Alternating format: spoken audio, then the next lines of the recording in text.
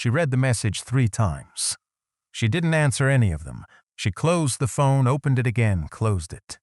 On the other side of the table, the coffee was going cold. This is not a story about a message left unanswered. It is a story about the specific distance between who you intend to be and who you actually become on an ordinary Tuesday, with an ordinary amount of energy and an ordinary life pressing against your plans. That distance is not a measure of your character. It is not evidence of something missing in you. It is the predictable result of a design problem, and design problems, unlike character problems, can be solved. What follows is not a system for becoming tougher or more committed or more disciplined. It is something more useful and more honest than any of those things. A way of understanding how human behavior actually works, at the level of mechanics rather than willpower. When you understand the mechanics, you stop fighting yourself. You start building something that fits who you actually are, including on the hard days, especially on the hard days. But here is the thing that took most people years to believe, and that will take this entire journey to fully understand. The change that lasts is never the one you forced. It is the one that became so small, so quietly woven into the texture of an ordinary day, that you almost didn't notice it happening. And the strangest part is not that small things are easier. The strangest part is that they do something to you that the big attempts never could. What that something is and why it changes everything is where this story ends, based on the book Tiny Habits by B.J. Fogg and adapted into narrative format to make its ideas practical and engaging. Chapter 1. The Weight of a Good Intention. On the gap between who you mean to be and who you actually become, you wake up before the alarm not because you're rested. You wake up because something in you has been running a rehearsal since last night, turning today's plan over in the half-light of almost sleep, getting it ready for the moment it would need to become real. The plan is familiar. It has the same shape it always does. Today is the day you actually do it. For a few minutes, lying there in the quiet before the world has made any demands, you believe it completely, and the believing feels good. It has the quality of a morning that hasn't been complicated yet, a day whose surface is still clean and full of what it might become. You get up, make coffee, and the intention inside you feels solid and specific, already half accomplished by the force of wanting it. You are going to exercise. You are going to eat differently. You are going to work on the thing you've been deferring, or sleep before midnight, or stop picking up your phone before you've taken 3 steps out of bed. Today, you will be the version of yourself you can see so clearly, the one who follows through and doesn't look back at the week wondering where all the intentions went. By afternoon, the plan has met the day. Nothing dramatic happened. No emergency arrived, no catastrophe intervened. The day was just the day, with its ordinary friction and its small, unexpected delays, and its accumulation of minor demands that added up to something heavier than any single one of them was on its own. And somewhere inside all of that, quietly and without announcement, the intention slipped. You told yourself you'd get to it later. Later came and went. Now it's evening, and the thing you meant to do is still undone, and you're sitting with a feeling that is not quite guilt and not quite disappointment, but something that blends both and adds a third ingredient that is harder to name. A slow, spreading suspicion that this is just who you are. The failure doesn't hurt because you didn't do the thing. It hurts because you were so certain this time that you would. That certainty is what makes this particular feeling so specific. You only feel it about things that genuinely matter. You don't get that certain about changes you've half surrendered on, or goals that were never fully yours. The certainty comes when the thing is real, which means every time it is followed by failure, something real gets bruised, not just the plan but your sense of what kind of person you are, and so a pattern builds layer by layer across months and years. The resolution arrives, and with it an honest belief, not bravado but real conviction, that this time the outcome will be different. And then it isn't. And you update your understanding of yourself the way you'd update your understanding of anything that keeps behaving the same way, regardless of your wishes. You begin to think, maybe I'm someone who doesn't follow through. Maybe I want things but can't sustain the wanting. Maybe the distance between who I intend to be and who I actually am is a distance that simply doesn't close, no matter how clearly I can see the other side. What you almost never think through any of this is, maybe the design is wrong, not wrong in a moral sense. Wrong in the way a door is wrong when it's hung slightly off its frame. You push, it resists. You push harder. It resists with the same indifference. and at some point you start to wonder if you're simply not strong enough to open doors. So you try to become stronger. You read about grit. You look for stories of people who pushed through. You add more effort to an approach that is already asking for more effort than you reliably have. The problem was never your strength. You were pushing on the hinge side the whole time, and no amount of additional force was ever going to change that. This is the pattern. And what makes it so durable, so capable of surviving year after year of fresh starts, is not that the people inside it lack determination or seriousness. Most of them have enormous determination. They've proven it by trying again repeatedly in the face of the same repeated outcome. The problem isn't the determination. The problem is that the entire framework they're using to think about change was built on an assumption that felt like common sense and doesn't match how human behavior works at a mechanical level. The assumption is that you change through sustained effort, that the route from who you are to who you want to be runs through willpower and commitment, and the daily choice to push through resistance. That the people who successfully change are the ones who wanted it enough, found the right reason, had the inner resources to sustain their motivation through the inevitable hard days.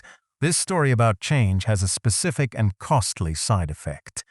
When it fails, the failure falls on the person. The effort wasn't sufficient because you weren't sufficient. The commitment didn't hold because you're the kind of person whose commitments don't hold. And once you've located the problem in your character, you've placed it somewhere you cannot reach. Character is not a dial you can adjust on a Thursday afternoon. You cannot improve it by trying harder, because trying harder is still operating on the same axis, adding more of the same ingredient that already failed. You're back at the hinge side of the door, leaning into it harder, wondering why nothing moves. The shift that changes everything is, on the surface, almost too small to take seriously. It's a different question, not how do I sustain the effort, but what is wrong with the design. Designs can be changed, and when the design changes, effort stops being the only variable in the equation. The architecture of change that most people carry looks roughly like this. Decide what you want, gather motivation, make a commitment, then rely on that motivation to carry you through the moments when following through feels hard. The assumption buried inside that architecture, so familiar it becomes invisible, is that motivation is the foundation, that if you want something badly enough and commit to it clearly enough, the behavior will follow. But motivation is not a foundation, it is a fuel source, and it burns at an unpredictable rate. In the right moment, motivation makes a difficult task feel almost effortless. The desire is strong enough to override the friction. The problem is that motivation depletes. It burns bright and then dims, not on a schedule you can predict or control. It depletes faster when you're tired, faster when you're stressed, faster when the week has already taken from you in ways you didn't plan for. And those conditions, tiredness and stress, and the daily unpredictability of a real life, are not temporary inconveniences that will eventually clear. They are permanent features of the landscape you're trying to change in. Every plan that requires high motivation to execute will eventually encounter a day when the motivation isn't there. On that day, the plan fails, and the next day, and the one after that, until the plan stops being a plan and starts being a reminder of something you once tried, something that confirms what you were beginning to suspect about yourself. Think about the last time you felt genuinely motivated to change something. Place yourself there, in the specific quality of that feeling, how it moved through you, how clear and achievable everything seemed. In that moment, the difficulty didn't feel difficult. You could see yourself on the other side of the effort, and the distance seemed, for once, manageable. You made a plan. You may have told someone, you meant it entirely, and you followed through for a while. A few days, maybe a week, maybe two, until the feeling faded, and the behavior, which had no foundation except the feeling, faded with it. What that experience revealed, if you look at it directly, is that the behavior had no anchor. It was suspended by a mood. Moods are real. They move things. But they are not infrastructure. You cannot build a lasting behavior on top of something that fluctuates without notice and without permission. There's a difference between being inspired and being equipped. Inspiration is what happens when the gap between who you are and who you could be becomes temporarily vivid and urgent. It generates a surge of energy aimed at closing that gap. Being equipped is something different. Being equipped means the path from where you are to where you want to go has been made structurally simple. regardless of how you feel at 10 o'clock on a Wednesday, when the day ran longer than expected and the evening is already narrowing. We were raised to seek inspiration.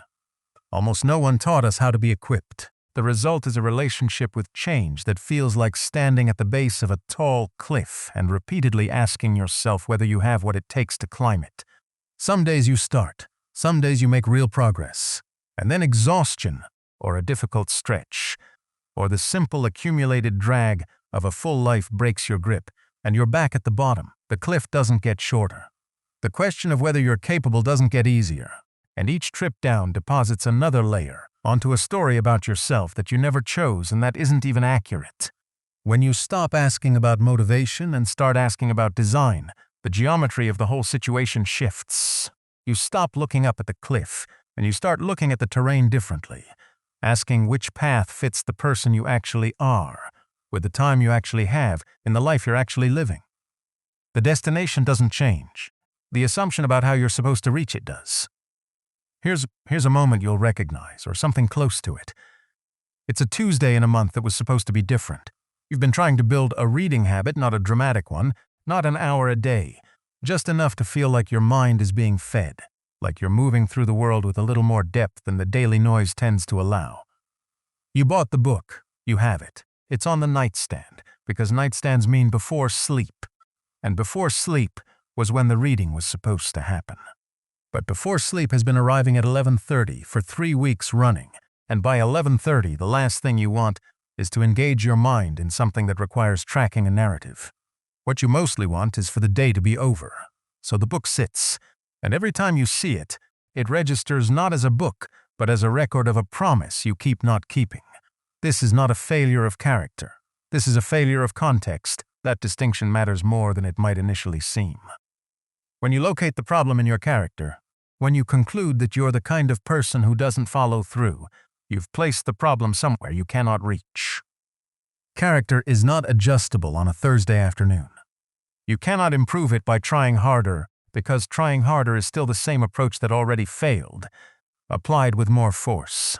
If character is the problem, the only available response is shame. Shame is not a tool. Shame is weather. It moves through you, changes the atmosphere, and then it passes, leaving everything exactly where it was.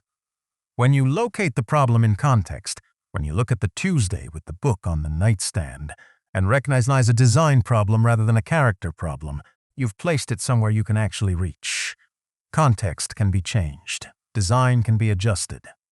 The conditions under which a behavior is being asked to happen can be restructured to fit the real version of you, with real constraints and real energy levels, and a real life that doesn't always cooperate with good intentions.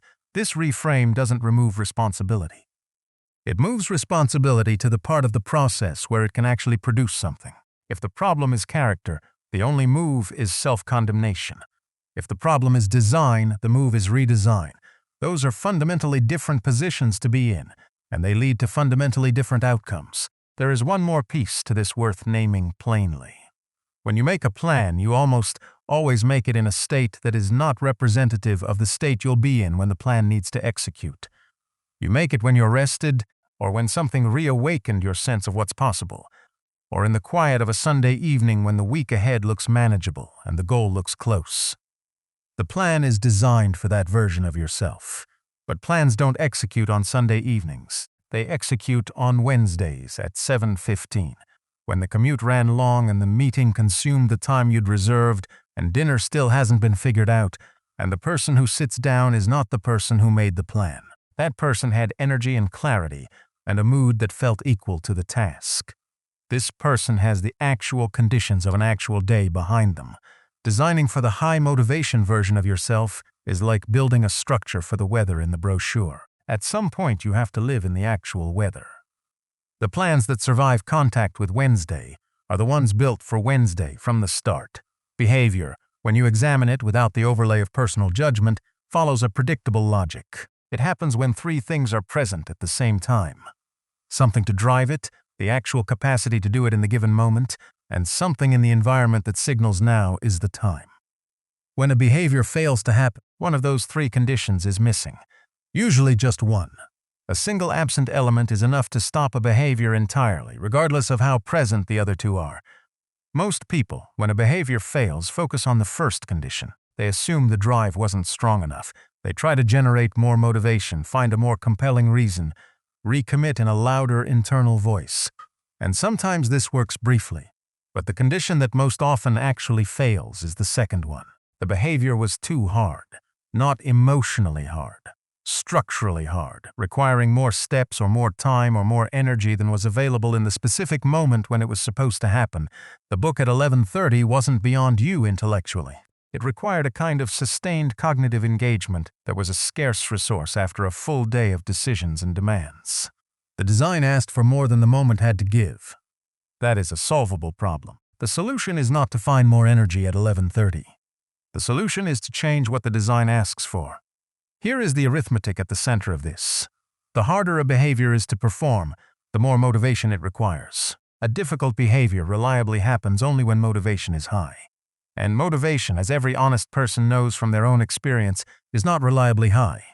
It spikes, then returns to its ordinary level. At the ordinary level, hard behaviors don't happen consistently. They happen sometimes when the conditions align.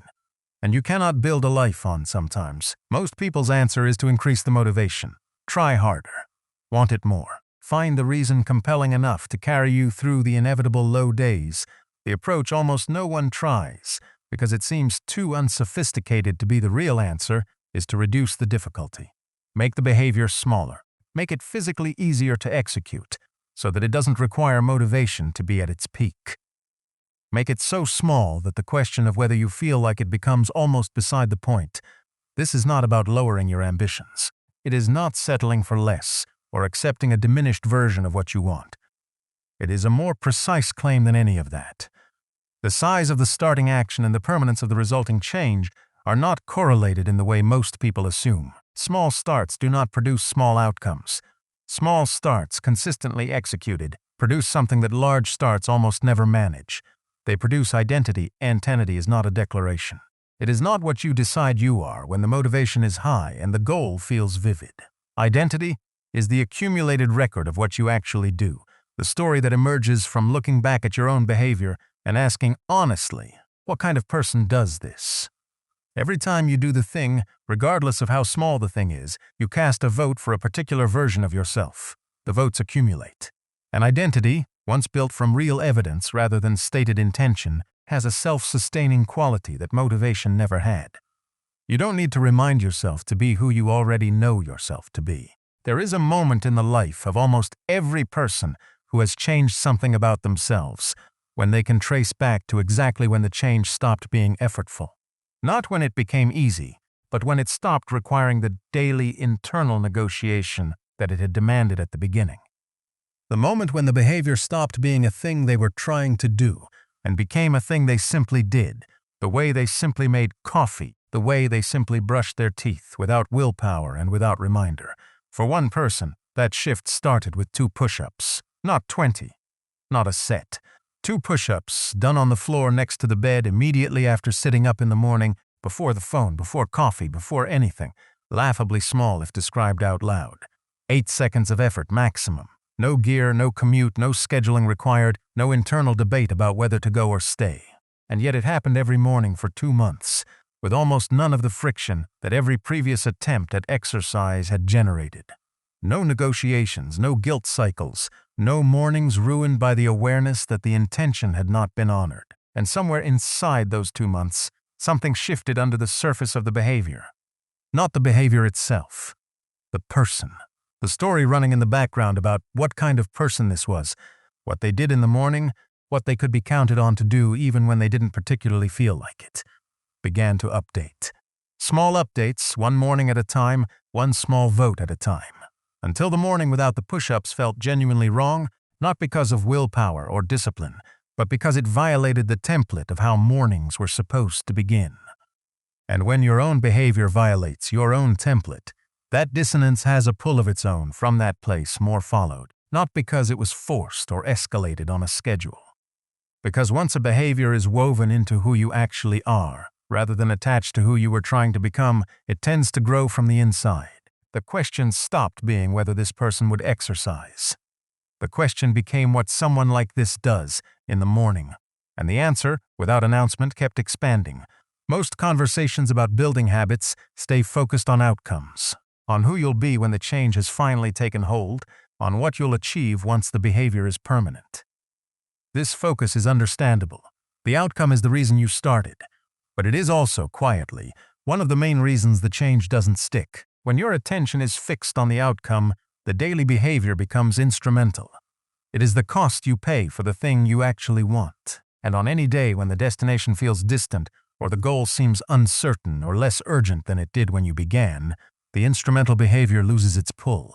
It becomes a cost with no obvious immediate return. And costs without immediate returns are what gets cut first when a day gets hard. When your attention shifts to the behavior itself, to the act of doing it rather than what it will eventually produce, something different becomes available. The behavior, done consistently, generates its own small satisfactions. Not the dramatic satisfaction of an achieved goal, but the quieter satisfaction of a person who showed up for themselves, who did what they said they would, even in the small version, even when no one was watching and the day was already full. That satisfaction does not announce itself, but it accumulates, and what it builds over time is the one thing that willpower never could supply on its own, a foundation that does not depend on the motivation being high. Every time you do the thing, you deposit a small piece of evidence about who you are.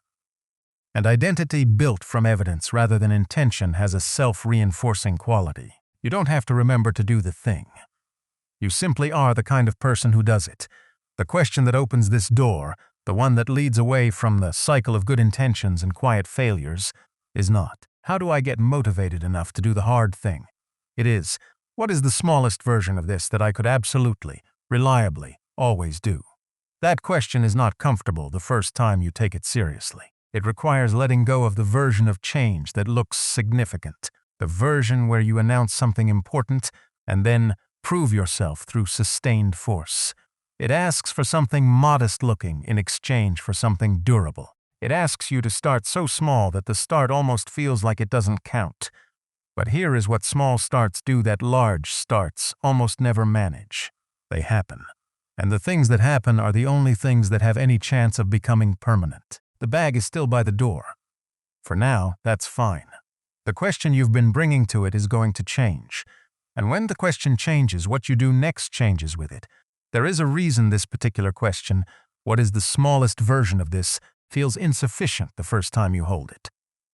The whole cultural apparatus around personal change is built on the narrative of the heroic attempt, the large commitment, the dramatic before, the transformation after. That narrative has shaped how you understand what taking something seriously means.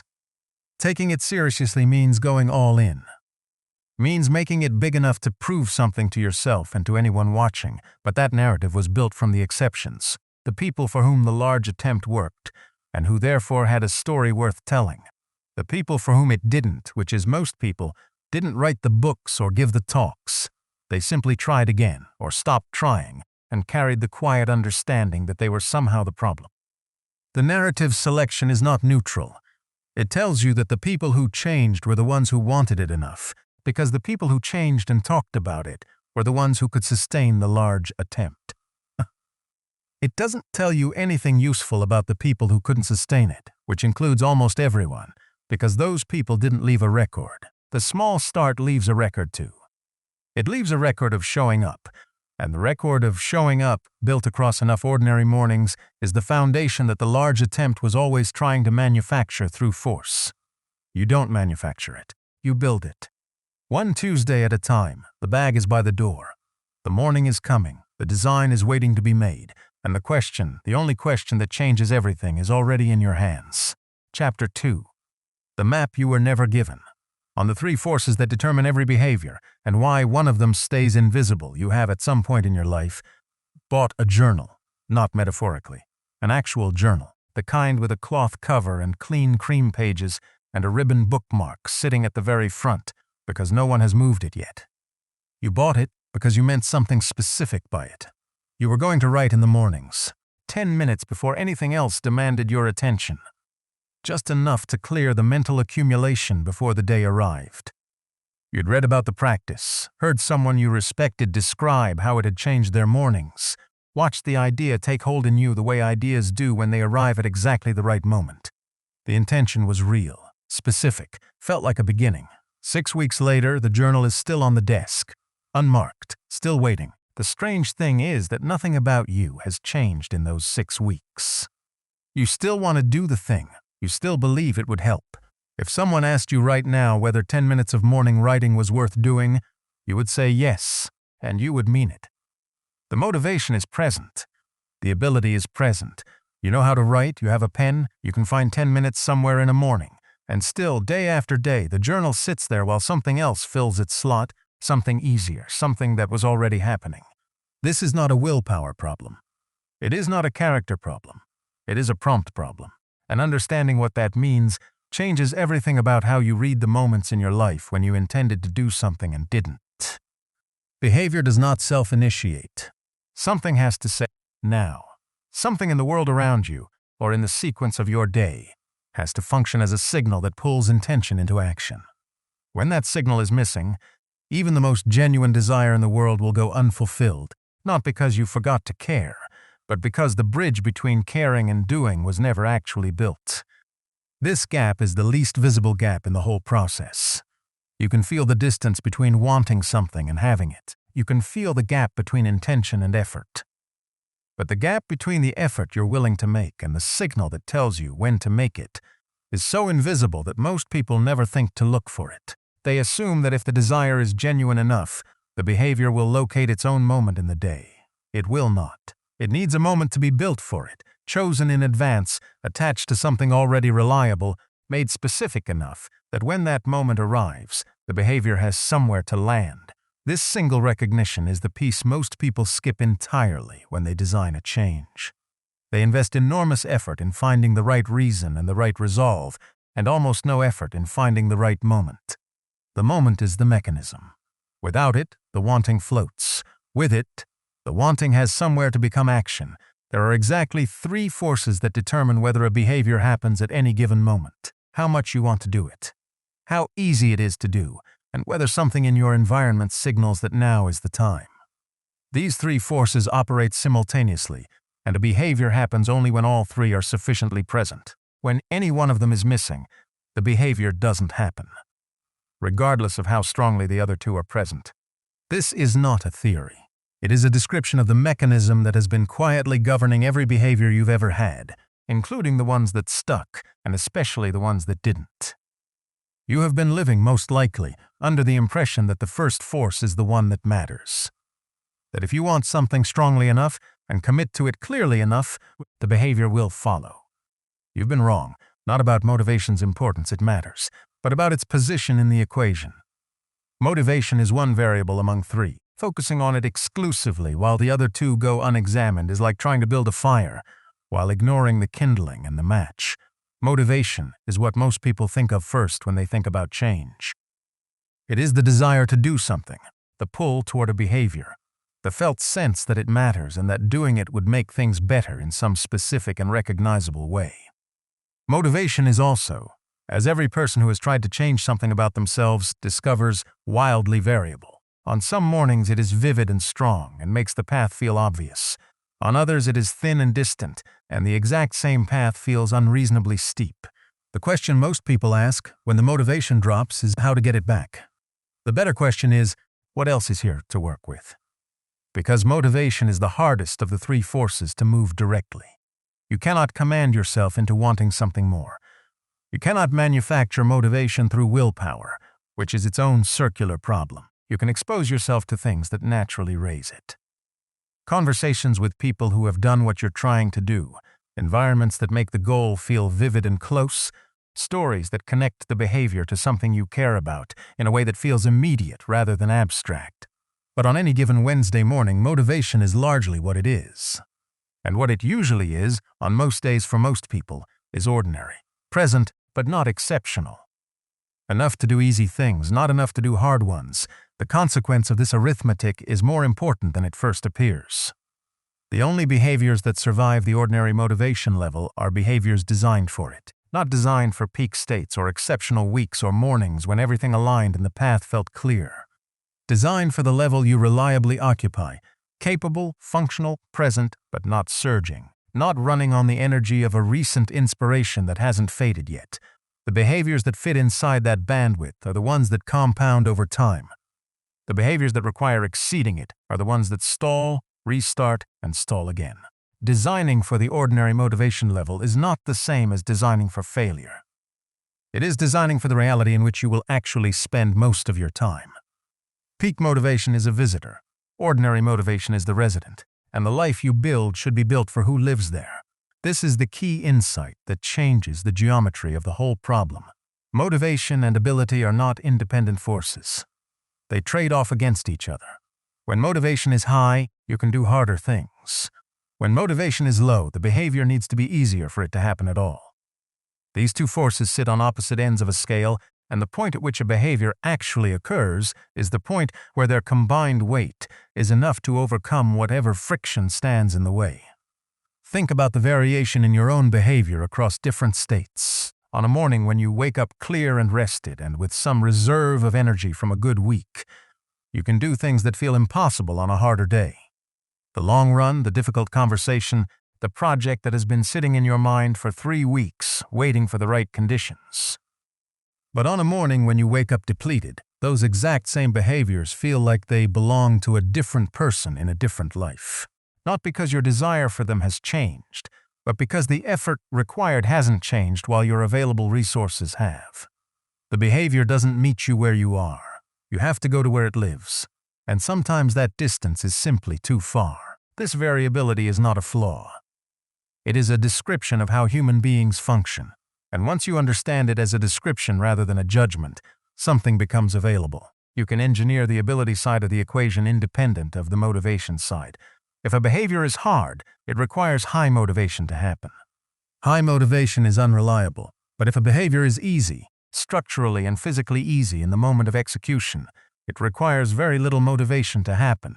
And low, ordinary motivation is the reliable state. When most people hear the word ability in this context, they think of skill. Can I do this? Do I have what it takes? But ability here means something more specific. Situational ease. How much time a behavior takes. How many steps it requires. How much physical and cognitive effort it demands in the specific moment it is supposed to occur. A behavior that takes 30 seconds requires less from you than one that takes 30 minutes. A behavior that happens in the room you're already in requires less than one that requires travel. A behavior that has its materials already visible requires less than one that begins with gathering things from 3 different places. These differences seem minor when motivation is high.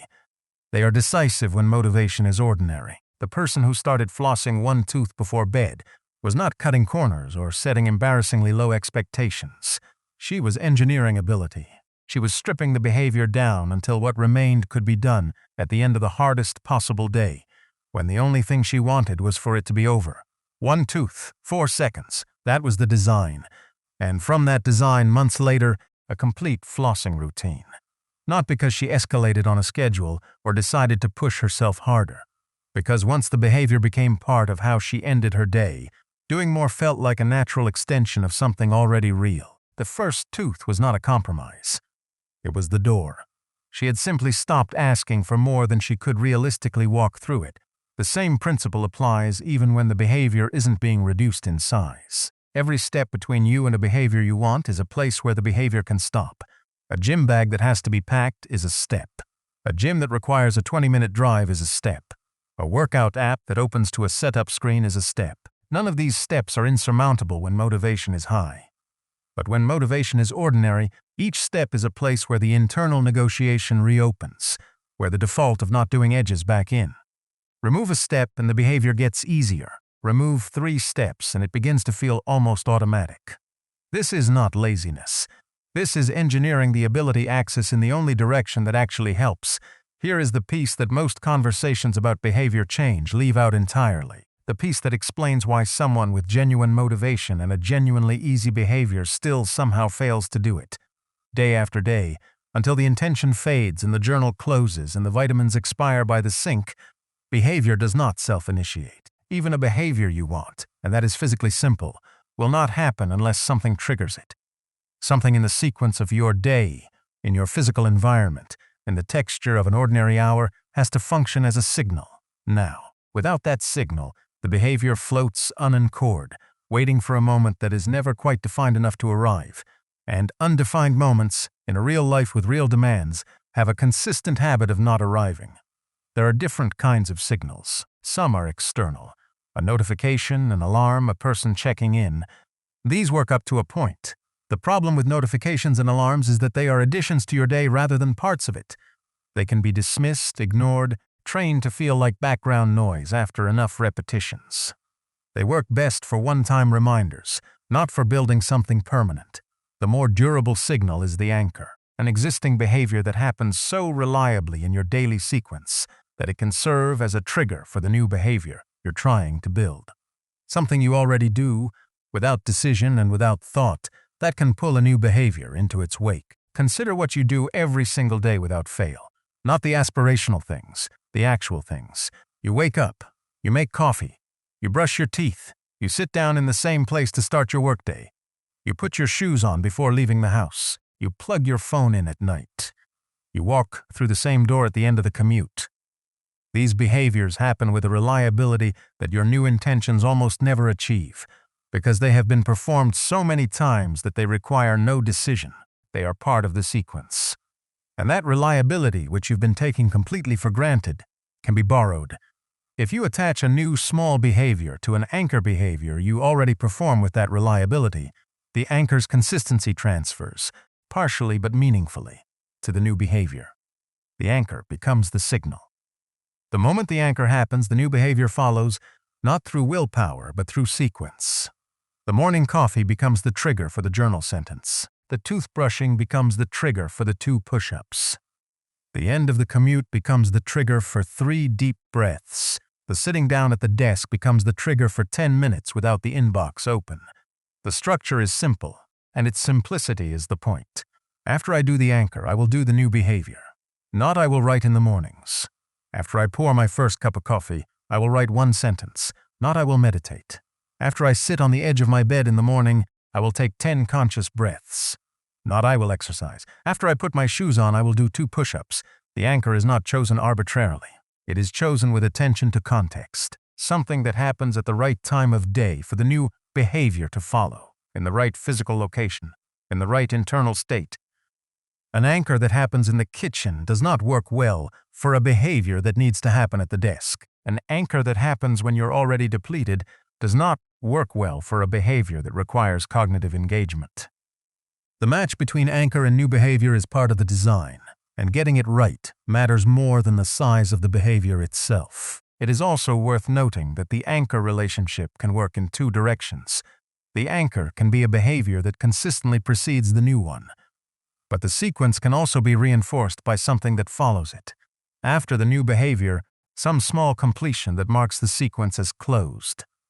The cup of coffee enjoyed after the journal sentence is written. The particular playlist that plays after the push-ups are done. These after elements are not rewards in the conventional sense. They are completions.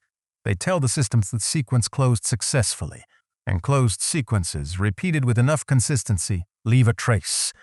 That trace is what makes them feel worth repeating the next day. What the recipe structure does is convert an intention into a plan.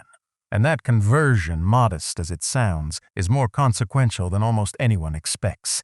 An intention without a specific when and where is a wish. A plan with a specific trigger is a behavior waiting to happen. People who specify the exact moment in which a behavior will occur are substantially more likely to follow through than people who hold the same level of motivation without that specificity. Not because the plan generates willpower, because the plan provides the prompt, and without the prompt, even the strongest motivation will, on most days, fail to produce the behavior. With these 3 forces in hand, something becomes possible that wasn't available before. A more honest forensic reading of your own history. Every behavior that kept failing, despite your real desire for it, can now be examined differently. Not as evidence about your character, but as a design problem with a specific location. You can ask about any past failure, which of the 3 was missing? The morning meditation that never found its home. Was the motivation absent?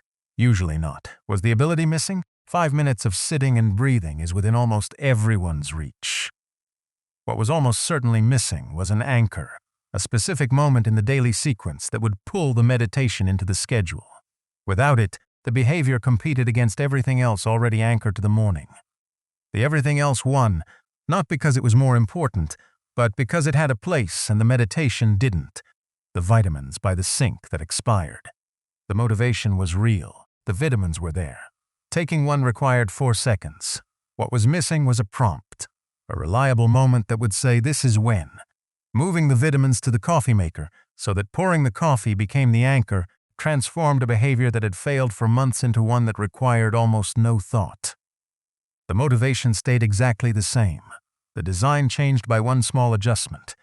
The behavior followed, the run that kept being rescheduled. Here the picture is more layered, because motivation genuinely fluctuated.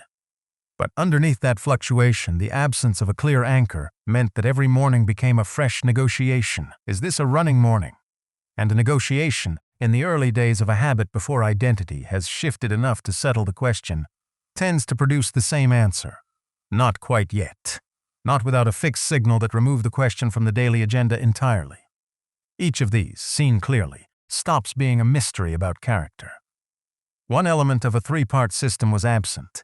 And absent elements, unlike character deficiencies, can be added. There is something worth sitting with in this kind of reading of the past. When you locate the missing element specifically, when you can point to the meditation that lacked an anchor, or the vitamins that lacked a prompt, you stop experiencing the history as a verdict about who you are. It becomes data, and data is a different kind of thing than a verdict. A verdict can only be accepted or rejected, and neither move helps you build anything. Data points toward what needs to change. Changing a design element is a tractable problem. It requires attention and intention, but not a different person. The practical freedom this creates is significant. You don't need to fix all 3 forces to change a behavior. You need to identify the missing one and address that specific thing. Motivation is the hardest to engineer directly and the most prone to short-lived inflation.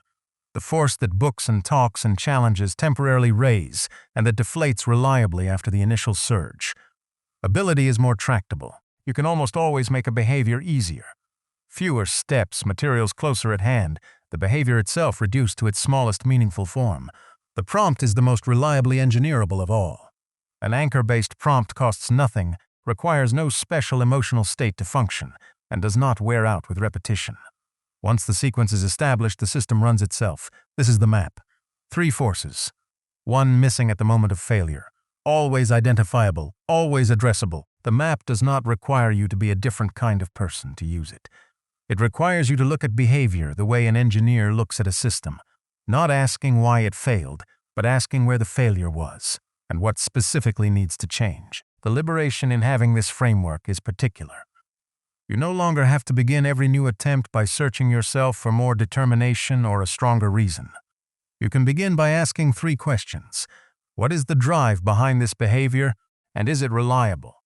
How hard is it, and is that difficulty appropriate to the drive I actually have on ordinary days? And what in the existing sequence of my life could serve as the signal?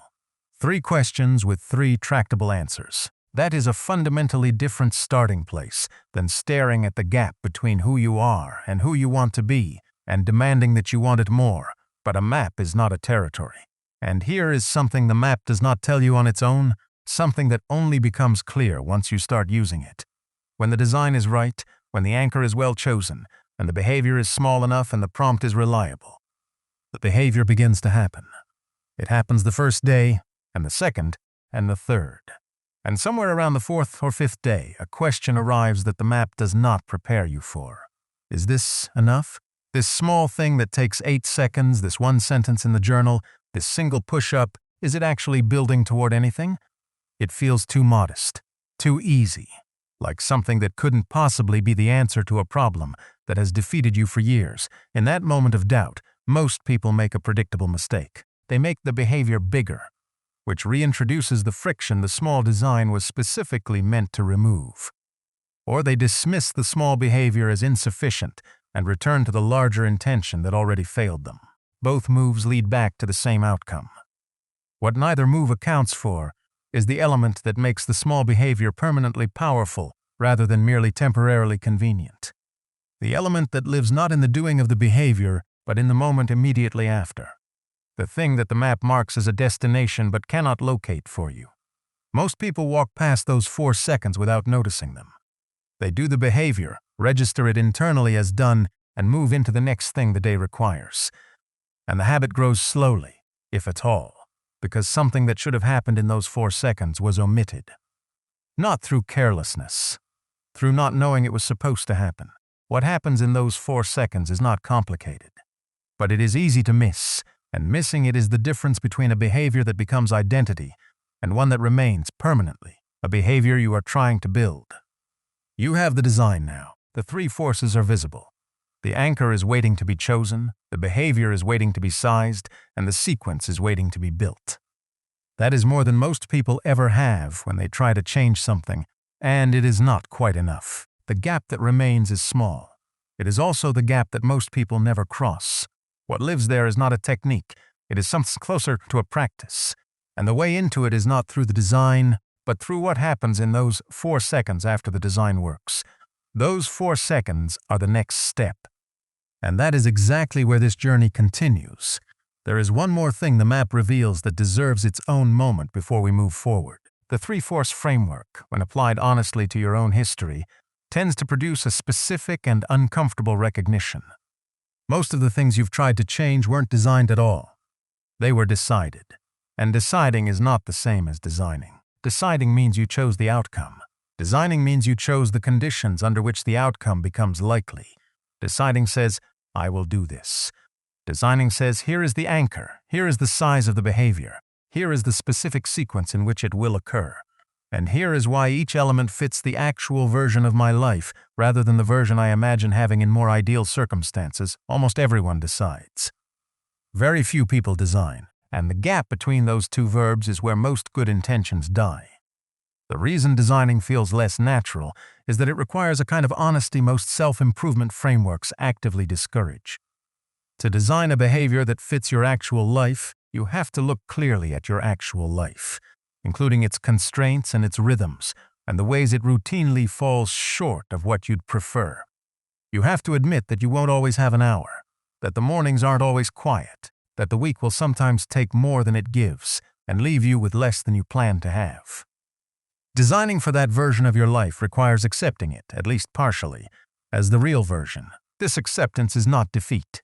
It is precision. And precision, in behavior design, is what separates the thing that works from the thing that makes a beautiful plan. The journal on the desk is waiting. Not for you to want it more.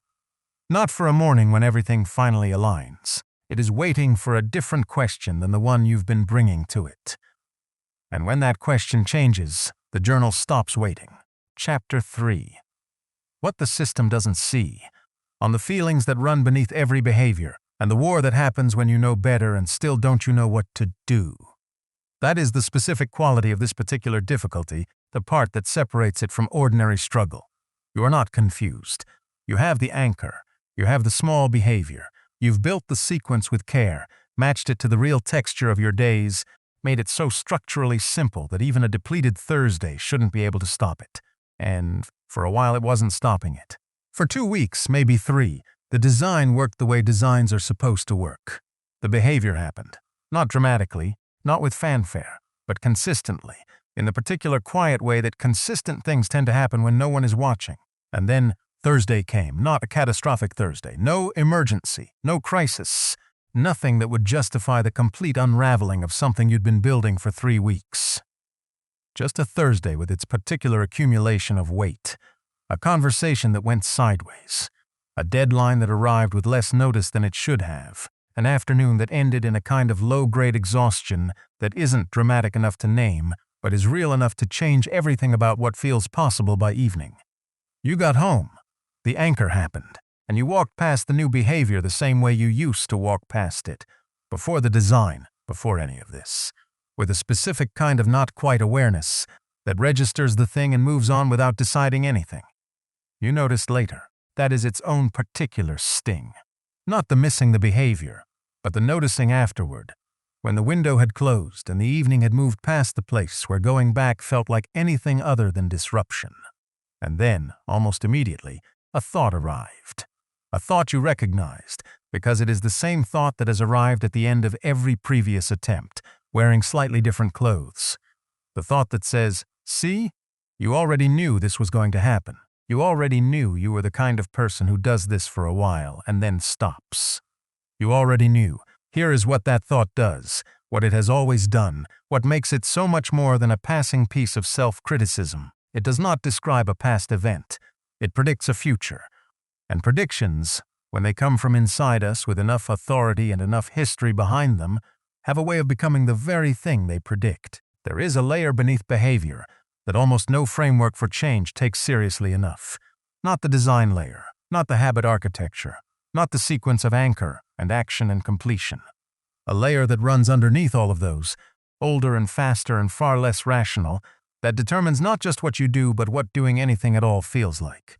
It is the emotional layer, and it is, quietly, the most powerful behavioral force in your life. Every behavior you have ever performed was accompanied by an emotion. Not caused by an emotion, necessarily, though sometimes that too, but accompanied by one. You checked your phone while the conversation was still happening, and underneath the checking there was a feeling, maybe restlessness, maybe low-level anxiety, maybe a pull towards something easier than whatever the conversation required.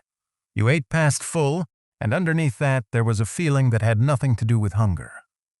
You stayed up too late watching something you weren't fully interested in, and underneath that too there was something specific, something the watching was in service of, something the darkness and the screen were providing that the alternative of sleep was not.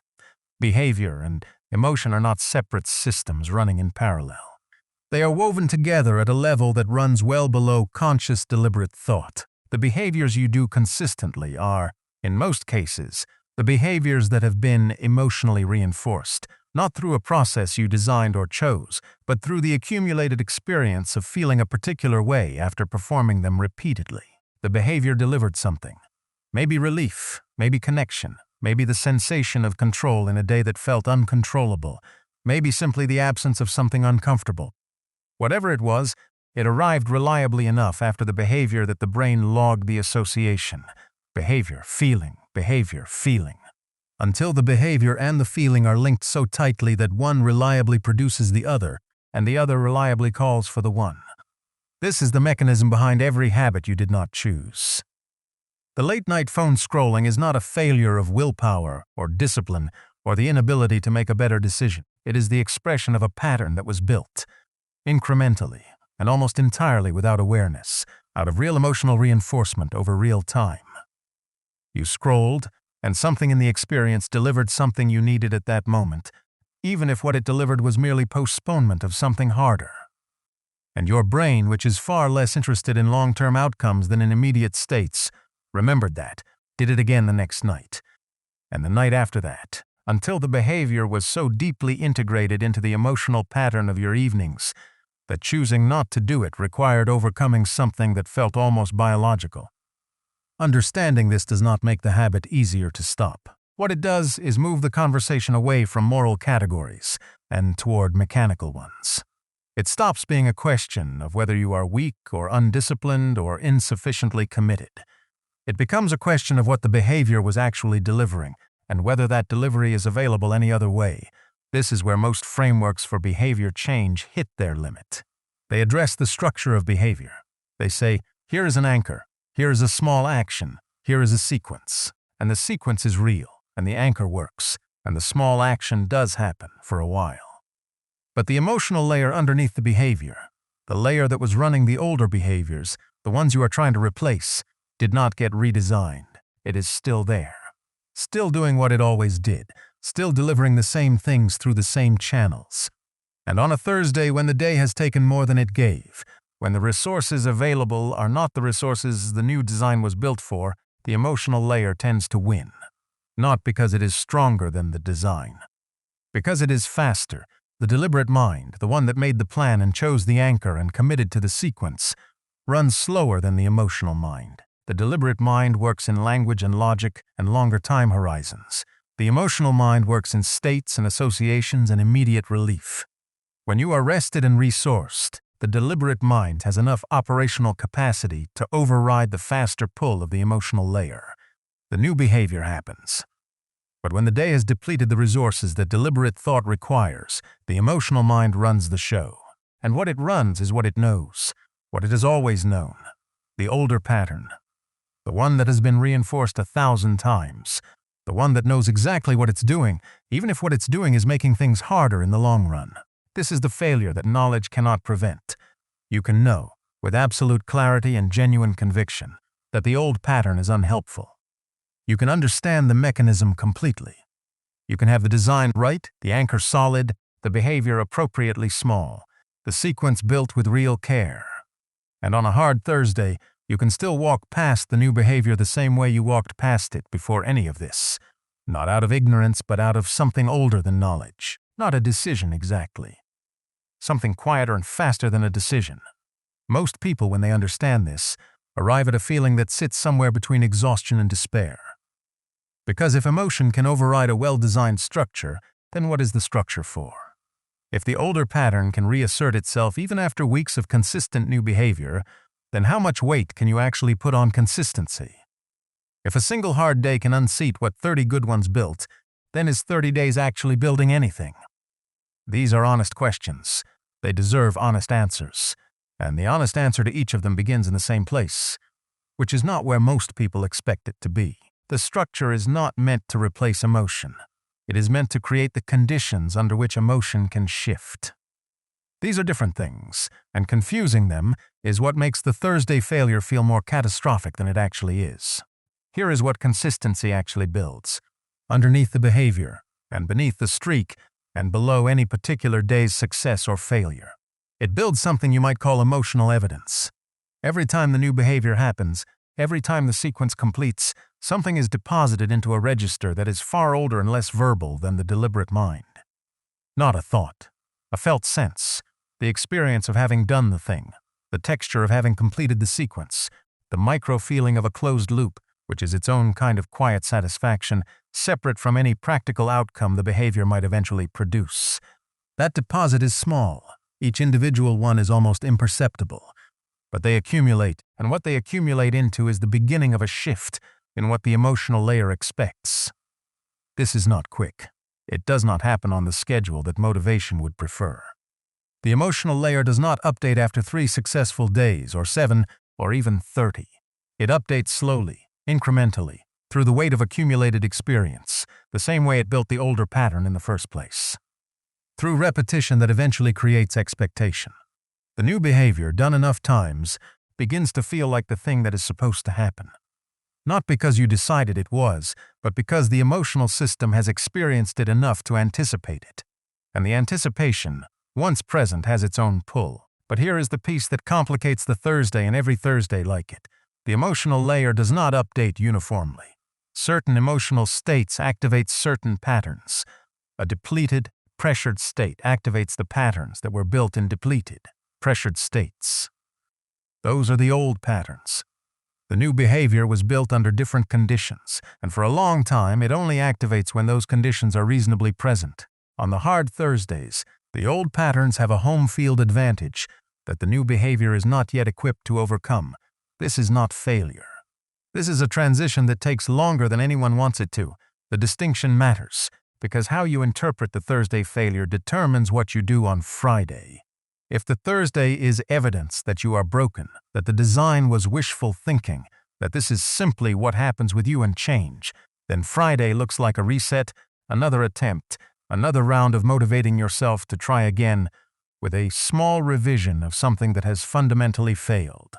That interpretation makes the work heavier each time, because it adds to the file of evidence that this is who you are. But if the Thursday is what it actually is, a hard day in which an older, faster emotional pattern temporarily outpaced a newer one that is still being built, then Friday is not a reset. Friday is the next day.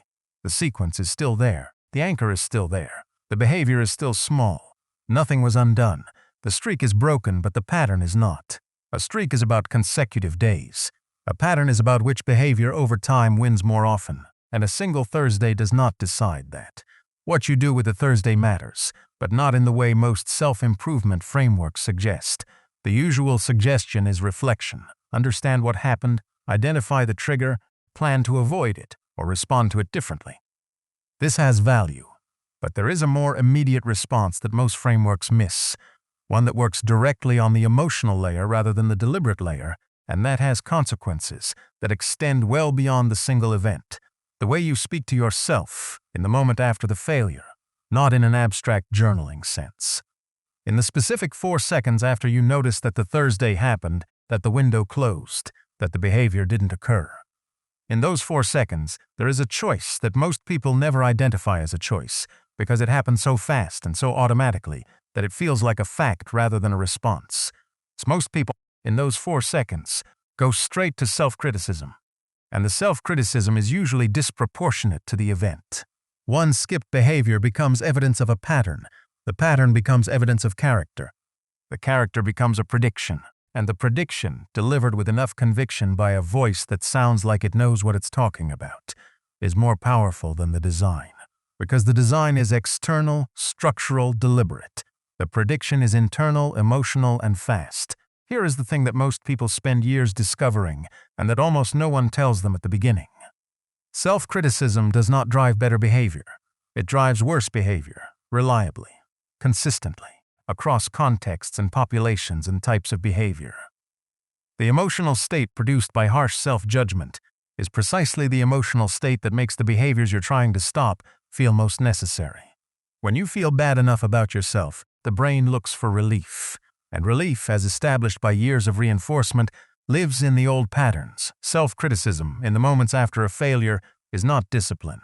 It is the old pattern calling in its most persuasive voice. Discipline is a word that carries a specific cultural weight. The idea that toughness, self-demand, a refusal to accept softness in any form, is what separates people who change from people who merely want to.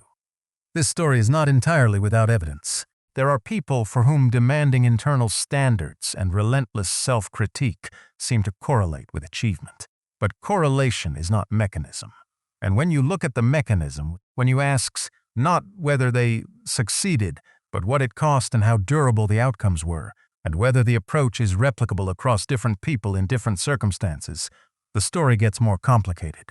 What works at the level of the emotional system is not criticism. It is repair. The capacity to notice the Thursday, acknowledge it without amplifying it, and return to the sequence on Friday without the weight of a verdict attached to the gap. This is not the same as indifference. It is not pretending the Thursday didn't happen, or that it carries no information.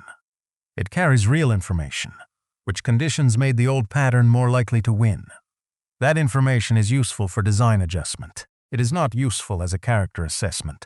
The people who sustain change over the long arc, not the dramatic bursts that make for compelling stories, but the quiet, compounding kind that actually reorganizes a life, tend to have one thing in common that rarely gets named. They are better at the recovery than they are at the streak. They do not have fewer hard Thursdays than other people. They have a faster return to Friday.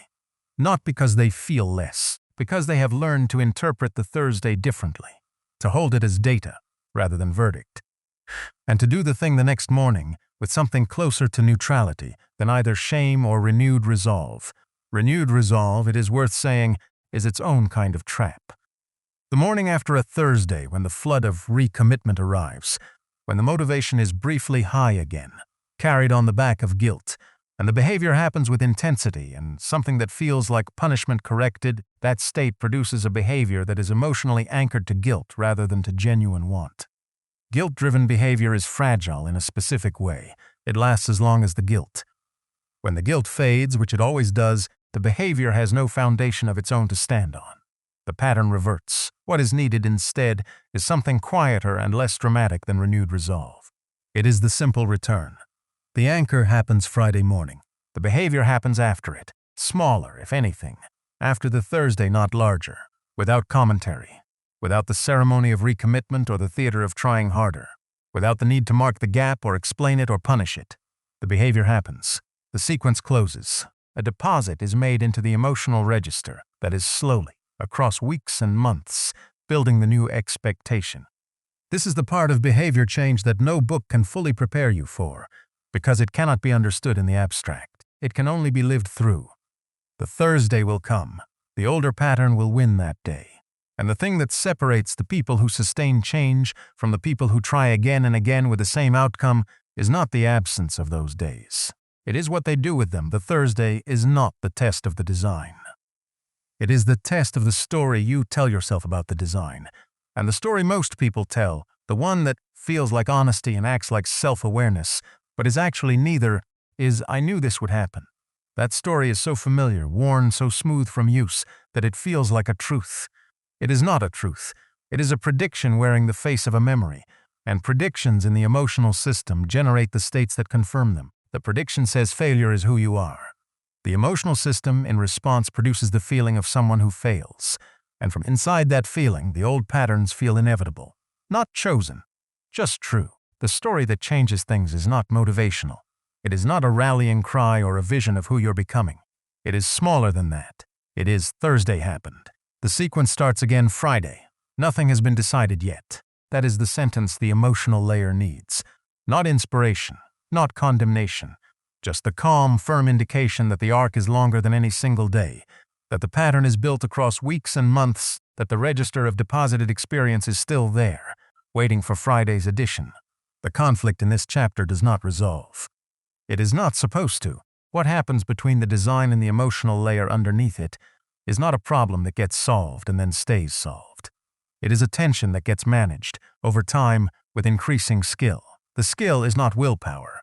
It is interpretation, the capacity to stand at the edge of a hard day and choose, not which behavior to perform, but which story to believe about what the hard day means. That skill is built the same way everything else in this territory is built. Not through resolution, through repetition. Through the accumulated experience of meeting the Thursday and returning to Friday, enough times that the return begins to feel like the expected thing, like what someone like you does when the sequence gets interrupted. The bag is still by the door, the journal is still on the desk, and Thursday is still coming. The question is not how to prevent it. The question is what happens in your chest in the 4 seconds after you notice it. That question is still open. It will stay open a little longer. And staying with it, rather than rushing past it toward a resolution that isn't ready yet, is the most important thing you can do right now. There is a particular kind of courage that no one celebrates because it looks exactly like ordinary life from the outside. It is not the courage of a dramatic decision, or a bold beginning, or a public commitment made in front of people whose opinions matter to you. It is the smaller and more private courage of noticing that the Thursday happened and not catastrophizing it, of letting it be the size it actually was, which is one missed instance in a pattern that is still being built, rather than the size the inner critic wants to make it, which is proof of everything it has always suspected about you. Most conversations about resilience located in the recovery from large failures, the ability to rebuild after significant loss or setback or visible defeat. That is resilience, certainly, but there is a more everyday form that matters more in the specific territory of behavior change, and it gets almost no recognition because it is so mundane. It is the resilience of the Friday return, the ordinary, undramatic act of beginning again, without the weight of the previous day's miss hanging over the new one. This kind of resilience is not natural. It runs against a very old current that wants every failure to be instructive in proportion to its painfulness, that believes the sting should serve a purpose, that self-criticism is the mechanism by which the lesson becomes permanent. That old current is wrong about the mechanism. The lesson that self-criticism produces is not the lesson you intended. It produces a felt association between the behavior and pain. And behavior associated with pain is not behavior you will reliably seek. You will perform it when the guilt demands it, and you will find subtle ways to avoid it when the guilt fades, because at the level of the emotional system, the behavior and the pain are linked. The design built something. The self-criticism threaded something uncomfortable through it. The question underneath all of this is one that most people carry for years before they can articulate it clearly. It is not, how do I stop failing? It is, who am I when the design doesn't hold? That question has an answer, but the answer is not available yet. It requires one more piece of the journey. A piece that lives on the other side of what happens when you return on Friday, not with renewed resolution, but with something quieter and more durable than that. The return itself, done a particular way, is where the answer begins to form. Not in the dramatic moments. In the small, unremarkable one of simply beginning again, the Thursday stands in the hallway. The Friday is a door. The question is which direction you face when you reach it. There is a detail, about how emotional patterns are built that rarely gets included in the conversation about behavior change, because it complicates the clean story about anchors and small actions and daily sequences. The complication is this: emotions are not just accompaniments to behavior. They are architects of it, and the emotional states that most reliably produce the behaviors you want to stop are, in most cases, the emotional states that your current life most reliably generates. Consider what a typical pressured day feels like at the physiological level. The chest is slightly tighter than baseline. The breath is a little shallower. There is a low-grade vigilance running in the background, a scan for the next thing that will need managing. That state, experienced repeatedly, begins to have a behavioral signature. The nervous system learns which behaviors bring the nervous system down from that level of activation. And whatever brings it down reliably, however temporarily, becomes the behavior that the state calls for. Late-night scrolling does not bring the screen and the content together with restlessness through accident. The restlessness found, over many repetitions, that the screen delivered something that felt like relief. The pattern was built. The emotional state now activates the behavioral response as reliably as a reflex. You cannot redesign your way out of this with anchors and small behaviors alone. Because the emotional state is still being produced every pressured day, and the behavioral response it activates is faster than the design. The design works best when the emotional conditions cooperate. When they don't, something more than the design is needed. What is needed is not more structure. It is a different relationship with the emotional state itself. This is the piece that most people reach only after they've been in the territory, long enough to discover that the structure, however well built, hits a limit. The structure manages the behavior when conditions are roughly cooperative. It struggles when the emotional undercurrent is running strong. And the emotional undercurrent, in a real life with real demands, is frequently running strong. Not every day, but on the days that matter most, the days when the pattern most needs to hold, the emotional conditions are least likely to cooperate. What changes this is not a technique exactly. It is a capacity, the ability to notice an emotional state without immediately being moved by it. To feel the restlessness and know it as restlessness, rather than immediately converting it into the action the restlessness has always produced. That noticing creates a gap, and in that gap, however small it is, there is room for the design to operate. The anchor can be felt, the small behavior can happen, not through willpower, but through the gap that awareness opens between the state and the response. Building that gap is slow work. It doesn't happen through deciding to be more aware. It happens through the repeated experience of noticing, across many days and many different emotional states, that the state is not the same as the behavior it suggests, that the restlessness is real but not the same thing as the compulsion to scroll, that the anxiety is real but not the same thing as the avoidance it recommends. The noticing, practiced enough, creates a small but genuine space between feeling and action, and in that space, the design can do something it couldn't do when the emotional pull was moving faster than awareness. This is why the Thursday is not wasted. Even when the old pattern wins, something is available in the aftermath that is genuinely useful if it is approached with honesty rather than with verdict. The question: what was the emotional state that activated the older pattern? What was running underneath the walk past, the not deciding that was actually a decision? Identifying that state, naming it, understanding its texture, is the beginning of being able to notice it next time before it has already produced the behavior, not to eliminate the state.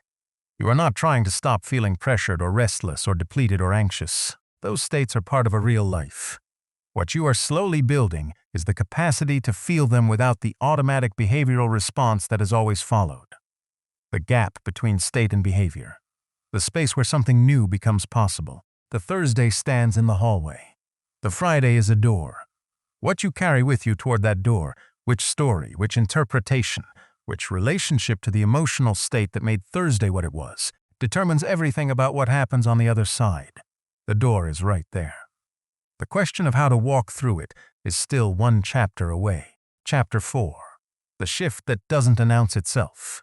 On what actually wires a behavior into who you are, and the morning the fighting stops. It happened on a Tuesday that was otherwise unremarkable. Not a good Tuesday, particularly. Not one of those mornings when everything aligns and the day ahead feels manageable, and the intention to do the thing, is running strong enough to carry itself. This was a regular Tuesday, the kind that starts a little too fast and already has something waiting in the inbox before you've had a chance to be fully present in the morning. The anchor happened the way it always does. The coffee, the kitchen, the particular sequence of a morning in motion, and then the behavior happened after it. The way it had been happening, most days, for several weeks, 8 seconds, maybe 10. And then for a beat you noticed not the behavior itself. You'd been noticing that. What you noticed was something different. The absence of the internal negotiation. The moment when the behavior was supposed to happen, the moment where there used to be a small but real decision to be made, a weighing of whether today was a day for it, whether the conditions were right, whether you felt like it. That moment passed without the negotiation. The anchor happened. The behavior followed. Not because you decided it would, because that's what the sequence does now. You didn't stop to examine it. The morning moved on, but something registered at a level that doesn't require language or deliberate thought. Something here is different from what it used to be. That difference is what this chapter is about. Not the behavior. The thing that happened to you while the behavior was becoming real. The story most people tell about building a habit focuses almost entirely on the behavior. Did you do the thing? How many days in a row? Are you being consistent? The behavior becomes the object of constant monitoring and self-assessment, a daily report card that says either you're doing it right or you're not. This focus is understandable. The behavior is the visible part. It is the thing you can point to and count, but it locates the habit in the wrong place. The habit is not in the behavior. The behavior is where the habit becomes visible. The habit itself lives somewhere else. In the felt sense of who you are becoming, in the slowly updating story that the brain is running in the background, based not on your intentions, but on the accumulated record of what you actually do. Every time the behavior happens, a vote is cast. Not for the behavior, for the person who performs it. And votes, in the emotional system, do not carry equal weight. A vote cast with genuine feeling, with a moment of real internal recognition, carries more weight than a vote cast mechanically, done without awareness, checked off and immediately forgotten. The behavior, when it happens without any accompanying emotion, deposits something into the register. But the deposit is thin. It takes many more of them to move the needle. The behavior, when it happens with a genuine moment of internal acknowledgement, something that feels like, yes, that's who I am, deposits something heavier. It doesn't take nearly as many of those to begin the identity shift. This is the piece that most conversations about habit building omit almost entirely. Not whether to do the behavior, that's been covered, but what to do in the moment immediately after the behavior. In those 4 seconds after the sequence closes. In the gap between doing the thing and moving on to the next thing that the day requires. Most people move through those 4 seconds without awareness. The behavior happened, it's done, on to the next. And the opportunity that lived in those 4 seconds moves through them too, unregistered and unused. What lives in those 4 seconds is not complicated. It doesn't require journaling or lengthy reflection or any kind of formal practice. It requires something much smaller, a genuine moment of acknowledgement. Not performance, not self-congratulation in the theatrical sense, not a mental trophy or an internal speech about how well you're doing, something quieter and more honest than any of that. A moment of yes, that happened, that's mine. The technical term for this in the research on behavior is something like immediate positive reinforcement. But that phrase is so clinical that it obscures what actually happens at the level of lived experience. What actually happens is that the behavior gets emotionally tagged. The thing that was just done gets associated with a feeling, and that association, repeated enough times, changes what the behavior feels like to do. Remember what Chapter 3 showed about the older habits, the ones you didn't choose. They were built through exactly this mechanism. Behavior, feeling, until the two were so linked that the feeling could call up the behavior without any deliberate decision involved. The same mechanism that built the patterns you're trying to replace is available for the patterns you're trying to build. The difference is that the older patterns built themselves through accumulated repetition without your awareness or intention. The new patterns can be built intentionally, through the same mechanism, by placing a genuine emotional moment in the gap between doing and moving on. What that moment looks like is different for everyone, and this is worth taking seriously rather than glossing over.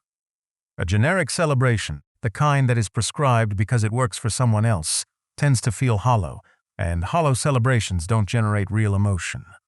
And without real emotion, the tag doesn't attach. The mechanism doesn't engage. What you need is something that produces a real internal state for you, specifically in your actual body, in the specific context of your actual life. For some people, this is a physical gesture, a quiet fist made below the desk where no one can see it, a single slow breath that reads internally as good. For some people, it is a genuinely felt phrase, not said aloud, just present. I'm the kind of person who does this. For some, it is the sensation of the action itself, lingered in for just a moment longer than the action required. Not extended artificially, just held, the way you might hold the last note of something before it ends. Because ending it without that moment would feel like leaving something incomplete. The specificity matters because the feeling has to be real. Manufactured celebration is not celebration. It is performance, and the emotional system, which is very old and very good at detecting the difference between genuine states and performed ones, does not respond to performance the way it responds to genuine feeling. What works is the thing that actually moves something in you, even if it is small, even if it looks ridiculous from the outside, even if no one else would understand why that particular gesture or phrase or moment of quiet awareness carries weight for you. The only requirement is that it does. And here is what happens when it does. With enough repetition across enough ordinary mornings, the behavior stops requiring justification. This is the shift that doesn't announce itself. There is no morning where you wake up and think, I have become someone who does this. There is no moment of completion, no finish line crossed, no switch flipped from trying to arrive. What happens instead is gradual and quiet and almost invisible from inside the process. The internal negotiation that used to precede the behavior simply stops appearing. The anchor happens. The behavior follows. Not because you decided it would, but because the sequence has become part of what the morning is. The behavior has stopped being a thing you do and started being a thing you are. The distinction between doing and being is not philosophical decoration. It is the practical difference between a behavior that requires maintenance and a behavior that maintains itself. A behavior you do can be undone. It sits outside of you, requiring periodic recommitment, subject to the fluctuations of motivation and mood, and the varying conditions of any given week. A behavior you are is woven into the story you carry about yourself. It is part of the template. And when your actual behavior diverges from your template, the dissonance is its own motivating force. You don't skip the behavior because skipping it would feel like a violation of something you know yourself to be. This is why the 2 push-ups matter more than they appear to. Not because of the physical effect of 2 push-ups. Because of the identity effect of being someone who gets on the floor and does them every morning without deliberation. That identity, once real, once built from the accumulated evidence of actual mornings rather than stated intentions, is not contingent on motivation. It persists through the hard weeks, the disrupted routines, the travel and the illness, and the particular grinding quality of the difficult months. Not perfectly, but with a resilience that motivation alone could never provide, because it is not running on motivation. It is running on identity, and identity is sturdier than any feeling. The growth that comes from this place looks different from the growth that comes from escalating targets and renewed commitments. It is quieter, less visible at any single point, but it has a compounding quality that the dramatic approaches almost never produce. When the behavior becomes part of who you are, adding to it doesn't feel like burden. It feels like expression. The 2 push-ups become 5, not because you decided to push yourself harder or because you read something that made you recommit to fitness. They become 5 because 5 feels like what someone who does this would do. The identity has a natural expansion to it, a tendency to fill into larger forms of itself, because expression, once present, wants to express more fully. This is the principle that most people encounter backward. They try to build the large behavior first and hope that the identity will follow from the sustained effort. But sustained effort, as established now quite thoroughly, is not the reliable foundation. The identity is the foundation, and identity builds upward from the small behavior, not downward from the large ambition. Consider what happens to a person who genuinely becomes a morning writer. Not someone trying to become one, but someone who has, through enough mornings of a single sentence after the coffee, actually become one. When that person sits down in the morning, the writing doesn't require a decision. It requires only an opening, a first word, a hand moving before the deliberate mind has organized its preferences about whether this is a good writing morning or not. Because the writing is not a choice anymore. It is a behavior that belongs to the morning. The way the coffee belongs to the morning, the way getting dressed belongs to the morning. It is part of what a morning is. From that place, longer writing sessions happen not through willpower but through momentum. The hand starts moving. The sentence becomes a paragraph, becomes a page. Not always, not every morning, but with a frequency that has nothing to do with whether the motivation was running high at 7 a.m. Because the starter condition, the first small action, is no longer being decided. It is simply occurring, and once a behavior is occurring, momentum is available. Momentum is what willpower was always trying to fake. This is worth sitting with, because it changes something about how you look at the next week. You are not trying to build a habit. You are not trying to sustain a streak. You are not trying to prove, through accumulating days of consistency, that you are someone who follows through. Those are all descriptions of a person still fighting the behavior into existence. What you are actually doing in each morning's sequence is casting votes. Each vote is for a specific person. The person who gets on the floor, the person who writes the sentence, the person who takes the 10 breaths, the person who does the small thing, not because the motivation was present, not because the conditions were ideal, but because this is what this person does. The votes accumulate. The identity updates. And one Tuesday morning that is otherwise unremarkable, you notice the absence of the negotiation. The thing just happened. The sequence ran. And something in you registered quietly, below the level of language. Oh, so this is who I am now. That moment is not the end of anything. It is a threshold. And what the threshold opens into is different from what the attempting opened into. Attempting is effortful in a specific way. The effort of pushing something uphill, of maintaining a force against a natural tendency to roll back down. Threshold crossing is effortful in a different way, if it is effortful at all. The hill has leveled, the behavior is no longer rolling back, and the energy that was being spent holding it in place is now available for something else. What tends to happen in this territory, in the weeks and months after the threshold, surprises most people, not because it is dramatic, but because it is not. The change that has occurred is so quiet, so integrated into the texture of an ordinary life, that it becomes almost invisible from inside. You don't feel like a transformed person. You don't feel like someone who has achieved something significant. You feel most mornings like yourself. The difference is that yourself has expanded without announcement. To include the behavior that a few months ago required an entire internal infrastructure to produce. And then something starts to happen with the behavior's neighbors.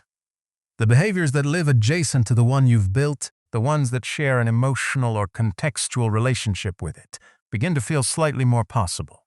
Not because you decided to expand, not because you set a new goal or recommitted to a bigger ambition, because the identity that the small behavior built has a natural gravitational pull toward related expressions of itself.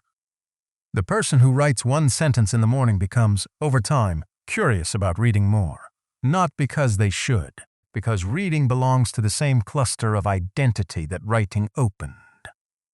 The person who does 2 push-ups becomes gradually curious about the rest of the body, not through discipline but through a kind of natural coherence. The identity wants to be coherent. Once it knows what it is, it moves toward expressing that more fully. This expansion is the opposite of the aggressive escalation that most approaches recommend.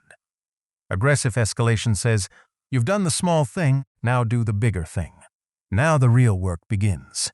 This framing is well-intentioned. It is also the single most reliable way to destroy what the small behavior built. Because it repositions the small behavior as a stepping stone, as something that was always merely instrumental, a means to the end of the large behavior that was the actual goal, and stepping stones are not where you live. When the small behavior becomes a stepping stone, it loses the quality that made it powerful, the quality of being enough. Of being in itself, a genuine expression of who you are. The expansion that actually sticks is the expansion that comes from inside. Not from deciding to push further, but from noticing that the behavior wants to be more. That the morning writing has started to feel too short. That the pen keeps moving past the end of what you set out to do. That the push-ups have started to feel incomplete at 2, not because you are demanding more of yourself, but because the body that does push-ups has started to feel like a body that wants to do a few more. That expansion is trustworthy. It is identity expressing itself, not willpower trying to override what the situation calls for. The Tuesday morning continues past the moment of noticing. The day arrives, with its ordinary demands and its particular shape. But something about the shape of the day is different from how it would have looked 6 weeks ago. Not the external shape. The same job, the same inbox, the same commute, the same people, the same structures. The internal shape, the thing that you carry into the day from the morning. The felt knowledge that the sequence ran. That the behavior happened. That you, without drama and without having to want it very hard, did what you said you would do. That felt knowledge is not motivation. It is better than motivation. Motivation is the fuel that burns at the beginning. This is something that was built from the inside, through accumulated mornings, through the repeated experience of a sequence completing, through the emotional tagging of behavior after behavior after behavior, until the tag became the identity, and the identity became the architecture of an ordinary day. You are not finished. There is nothing here that says you are finished, nothing that promises the old patterns won't find their voice again on a future Thursday, nothing that guarantees the emotional layer won't pull at the old associations when the pressure is high enough and the resources are low enough. All of that remains true. The territory is still the territory, but the territory has changed. Not all of it, not permanently. But in one specific corridor, one small slice of the daily map, the ground has shifted under your feet without your entirely realizing it. Where there was effort, there is sequence. Where there was negotiation, there is pattern. Where there was a person trying to become someone else, there is, quietly and without ceremony, the someone else. You won't remember the exact morning it happened. That is almost certainly not this Tuesday. It was probably a morning that passed without being marked before you had any sense that something was consolidating underneath the ordinary surface of doing the thing again. But the thing that consolidates there, beneath the surface of the doing, is the only change that ever actually lasts, and the name for it is still one chapter away. There is a word for what the Tuesday morning produced, and it is not a word most people associate with habit formation. The word is momentum. Not motivation. That is the fuel you need before you start. Momentum is what becomes available once the starting stops requiring a decision. It is the physical sensation, translated into behavioral terms, of something already in motion. Objects at rest require force to begin moving. Objects already moving require far less. The behavior that used to require force to initiate now requires almost none. And the energy that was being spent on initiation has nowhere to go but forward. Momentum does not feel like transformation. This is important to understand, because most people are waiting to feel transformed, and the absence of that feeling makes them doubt that anything real is happening. Transformation, the dramatic kind, the kind that gets written about and talked about and used as evidence that someone is serious about change, is almost always a description of something from the outside. Viewed from outside, a person who meditates every morning, or writes regularly, or exercises without agonizing over it, looks transformed. Viewed from inside, that person is mostly just doing their morning, the same way they've been doing it, for long enough that doing it differently has started to seem strange. This inside view, this experience of genuine change as ordinary rather than revelatory, is one of the most disorienting parts of the process. You expect to feel different. You expect some internal equivalent of a before and after. What you get instead is Tuesday, running the way Tuesdays run, except the behavior happened without the fight. That's it. That is what sustainable change feels like from inside it. Not transcendence, but ease. Not arrival, but the quiet disappearance of the effort that getting here required. The disappointment that some people feel when they reach this place is worth naming, because it is real, and it is counterproductive if misread. The ease feels anticlimactic. The struggle was where the drama lived, where you could feel yourself working towards something, where the effort confirmed that you were serious. The ease has no drama. It doesn't feel like enough for a moment, like you must be doing something wrong, because if you were really growing, wouldn't it still be hard? Growth is hard at the edge. At the established center, it is not hard. It is simply what you do. The edge keeps moving if you let it, if the identity keeps expanding in the natural way that identities expand once they know what they are. But the center, the thing that is actually yours now, should not be hard anymore. If it still is, something in the design is wrong. Not something in you, something in the design. This reframe matters more than it might seem. The belief that the effort should persist indefinitely, that ease is a sign of insufficient commitment, has caused more good habits to be abandoned than almost any other single misunderstanding. The person who finally, after months of work, arrives at a place where the behavior happens without effort, then decides that something must be wrong because it's too easy, and escalates to something hard again, has just voluntarily returned to the starting line, not out of laziness, out of a misunderstanding about what the ease means. The ease means the behavior has landed. It is home now. It belongs to the person, the same way that brushing teeth belongs to the person, requiring no effort and no recommitment and no awareness of its own importance. That is not the end of the journey. It is the stable base from which the next edge becomes reachable. The next edge is not prescribed. It is discovered.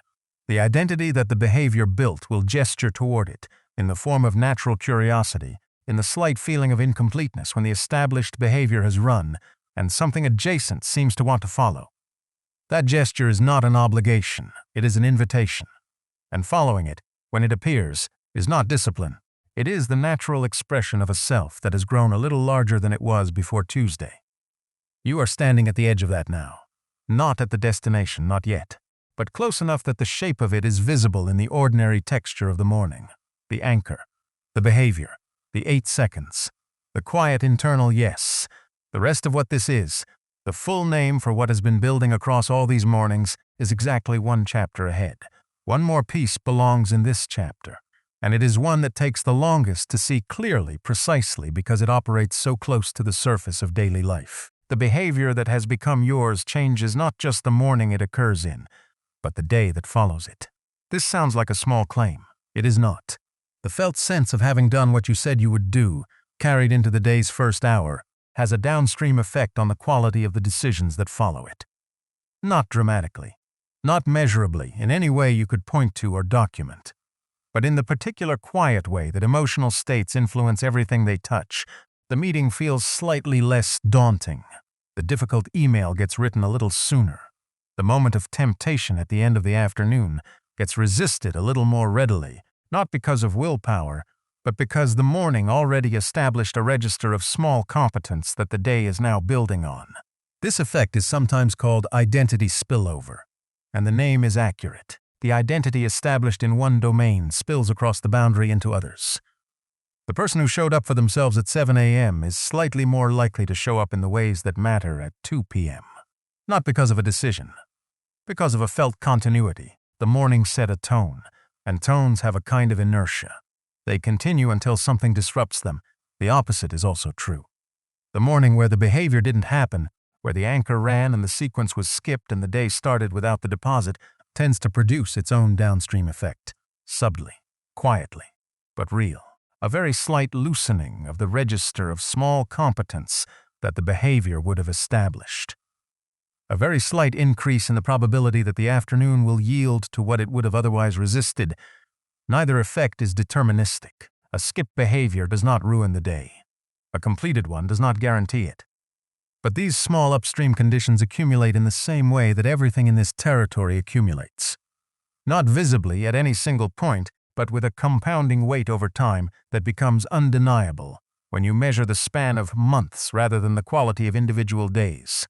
This is the last and quietest argument for the small behavior done consistently. Not the direct effect of the behavior itself, not the push-ups and the journal sentence and the 10 breaths, but the indirect effect on everything that follows them. The establishment of a morning that started with a kept promise, and the particular quality of mind and body that a kept promise, however small, tends to produce in the hours that follow. The Tuesday morning is ordinary. The behavior took 8 seconds. The rest of the day belongs to the day, but something in the 8 seconds traveled forward with you. Something quiet and available and yours. That is what the Tuesday morning was for. Chapter 5. The only thing large enough. On what was actually being built all along and why it changes everything you thought you knew about yourself. There is a person you have been carrying in your mind for a long time, not an idealized version exactly, not the fantasy self with the perfect morning routine and the six-pack and the finished book and the meditation practice that never misses a day. That person is too abstract to carry weight. The person you've been carrying is more specific than that and more personal. They have the same job you have, the same constraints, the same general life, but they follow through. They do what they say they will do. When they commit to something, it happens. Not because every day is easy, or because the conditions are always cooperative, but because they are the kind of person whose commitments are real, whose word to themselves means something, whose intentions and actions live in the same house. You have been trying to become that person through achievement, through the sustained effort toward goals large enough to prove something. And the proof has kept failing to arrive, not because the goals were wrong or the effort was insufficient, but because achievement was never the right unit of measure. You cannot achieve your way into being someone who trusts themselves. You can only build it slowly, with evidence. One kept promise at a time. This is the piece that the entire journey has been pointing toward, the answer that could not be given at the beginning because it would not have meant anything yet. At the beginning, self-trust sounds like a soft concept, adjacent to self-esteem, something addressed in weekend workshops and books with subtitles about loving yourself. It is none of those things. Self-trust is a mechanical property of a life. It is the degree to which your predictions about your own behavior match your actual behavior. When that alignment is high, something in the operating system of daily life runs more smoothly, not because you've fixed your psychology, but because you've eliminated the specific friction generated by chronic self-doubt. When it is low, which is where most people who have spent years making and breaking commitments find themselves, that friction is everywhere. A low-grade drag on every intention and every beginning and every moment of standing at the start of something new. The drag is not dramatic. It doesn't announce itself. It shows up as a slight dimming of enthusiasm in the early days of a new attempt, a dampening of the belief that this time will be different. It shows up as the way the inner critic arrives so quickly after the first slip, ready with a verdict that sounds like wisdom but is actually just pattern recognition. The brain doing what it always does, predicting the future based on what it has already seen. The inner critic's predictions have been accurate so many times, about so many things you've tried and not sustained, that it has earned a kind of credibility that it has no business holding. It speaks from the evidence of past failures, and when there is nothing else to counter it, it tends to win the argument, before the argument has even really started. What the small behavior does, across enough mornings, is build the counter-evidence, not in a deliberate, argumentative way, not through journaling about your worth or affirmations about your capacity. Through the most basic and incontrovertible evidence there is, the record of what you actually did. You said you would do the thing. You did the thing, not every time, but enough times, over a long enough span that the prediction changes. The brain, which is simply a prediction machine operating on available data, updates its model, not dramatically, not all at once, but in the specific and narrow domain where the evidence has accumulated, the prediction shifts. You said you would do this. You did it. The prediction for next time. You will probably do it again. That updated prediction is self-trust, not the declaration of it, not the aspiration toward it. The actual thing, built from real data, accurate in the domain where the data lives. And here is the piece that makes it matter beyond the specific behavior you've been building. Self-trust, once real in any domain, has a way of not staying in that domain. It is not a skill. It is a felt knowledge about yourself. And felt knowledge about yourself is not compartmentalized the way skills are. A person who has built the genuine experience of keeping a commitment to themselves, even a small one, even one that takes 8 seconds, carries that experience into other domains whether they intend to or not. The self that shows up at work, in relationships, at the start of the next difficult thing, is not quite the same self that used to show up. Something in the background register has updated. Something in the story being told about what kind of person this is has changed. Not everything, not all at once. But the specific corruption that chronic commitment breaking produces in a person's sense of their own reliability has been in one corridor repaired, and that repair is not local. It spreads, think about what it actually costs, over years, to be someone whose commitments to themselves don't hold. Not the external cost, not the fitness not built, or the book not written, or the practice not established. The internal cost, the particular quality of starting something with a shadow already falling across it. The way the beginning of a new attempt comes preloaded with the memory of the last one that didn't hold, and the one before that. The way hope, in that context, has a flinch built into it. You want to believe this time will be different. You've wanted that before. You remember how that went. That cost is quiet, and it is cumulative, and it is the cost that most conversations about habit change never address, because they are focused on the behavior, and not on the person who has to live with the history of their own behavior. The person who has tried and failed enough times carries a specific internal weather, not just discouragement, but something more corrosive, the erosion of the sense that their own stated intentions are trustworthy data. The small behavior, kept consistently, is not primarily about the behavior. It is about repairing that weather. It is about rebuilding, in one specific place, the experience of meaning what you said you would do. And the repair, unlike the damage, does not require dramatic events or extraordinary conditions. It requires exactly what the behavior requires, the ordinary anchor, the small action, the sequence that runs without needing to be dramatic to be real. Here is what becomes possible when that repair is underway. The next difficult thing starts differently, not easily. Not without the familiar resistance, the old patterns calling from their established positions, the inner critic with its well-worn predictions. All of that remains. But underneath it, something is different. There is a piece of evidence now that wasn't there before, a part of the record that says, in this one area across this particular span of time, you showed up. You did what you said you would. Not perfectly, not every single day without exception, but in the aggregate, with enough consistency to count. And that piece of evidence, small as it is real in a way that the stated intentions never were. Intentions are predictions. Evidence is history, and history, in the internal negotiation that precedes every new attempt, weighs more. This is why starting small is not a concession. It is not a compromise with an ambition that deserved better, or a scaling down of a vision that deserved to be pursued at full scale. It is, if anything, the more serious move, because the person who starts small and sustains it is building something that the person who starts big almost never builds, the actual confidence based on actual evidence, that they follow through, and that confidence is the only foundation from which the big things become genuinely possible. The big attempts that failed were not failures of ambition. They were failures of foundation. The ambition was real. The vision was real. The desire was real. What was missing was the self-trust to support the weight of the attempt. And you cannot build self-trust through the attempt itself, because the attempt is too large to succeed consistently enough to generate the evidence the self-trust requires. The attempt fails. The self-trust is further eroded. The next attempt starts from an even thinner foundation. The cycle is not a character flaw. It is arithmetic. The small behavior breaks the arithmetic. It breaks it by inserting into the cycle a success that is structurally guaranteed to be repeatable. Not because it requires nothing of you, but because what it requires is calibrated to what you reliably have available. You will almost always have 8 seconds. You will almost always be able to do 2 push-ups after the anchor. You will almost always be able to write 1 sentence. And every time you do, the evidence file grows. And the evidence file is the foundation.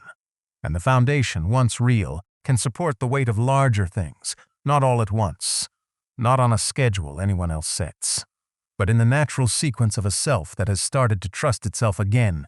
The larger things become approachable in a way they simply weren't before, not because you've become more disciplined or more motivated or more committed, because the person approaching them has a different relationship with their own word. Their word means something now. They've proven it. Not to anyone else, to themselves, and that proof, private as it is, invisible from outside and unremarkable in any single instance of its accumulation, is the most powerful engine for change that exists. There is a question that many people carry through the entire arc of trying to change, unasked and unexamined, because it sits below the level of conscious strategy. The question is not, what should I do? It is, can I trust myself to do it? That question, in a person who has spent years making commitments that don't hold, is already answered before the attempt begins. The answer is a shrug. Maybe. Sort of. Until Thursday. The shrug is not pessimism. It is an accurate reading of the available evidence, and it loads every new beginning with the weight of every previous ending. When the small behavior has been running long enough, when the evidence file is thick enough, that question gets a different answer. Not a triumphant one, not a certain one, but a different one. Something more like probably yes. In this domain, yes. I do this. This is mine. That answer changes what it feels like to start the next thing. Marginally at first, then more, until the starting is no longer the place where the self-trust is weakest, until the starting is actually the place where the established evidence speaks clearly, early, before the resistance has time to build its case. This is the permanence that the title of this journey points toward. Not the habit, which is real but not the point. Not the behavior, which is the vehicle but not the destination. The permanence is a changed relationship between you and your own word. A repaired internal weather. A self that has spent enough mornings keeping a small promise that it knows, from evidence rather than aspiration, what keeping a promise feels like, and what it leads to. The small thing did something that the big thing never could. Not because size is inversely correlated with impact, but because the small thing was sustainable in a way the big thing wasn't, and sustainability was the only path to the evidence the self-trust required. The big thing arrived with motivation and left with it. The small thing arrived and stayed. It stayed through the Thursdays and the disruptions and the weeks when the conditions were wrong and the energy was low and the old patterns made their case most loudly. It stayed not because you forced it, but because you had stopped asking it to be larger than a moment you reliably had. And in staying, it built something. Here is what it built, stated plainly, in the language that was unavailable at the beginning of this journey because the experience it names had not yet been lived. It built a person who shows up for themselves. That phrase is so ordinary that it risks being invisible. It sounds like the kind of thing said at the end of a workshop, something warm and true but too general to be useful.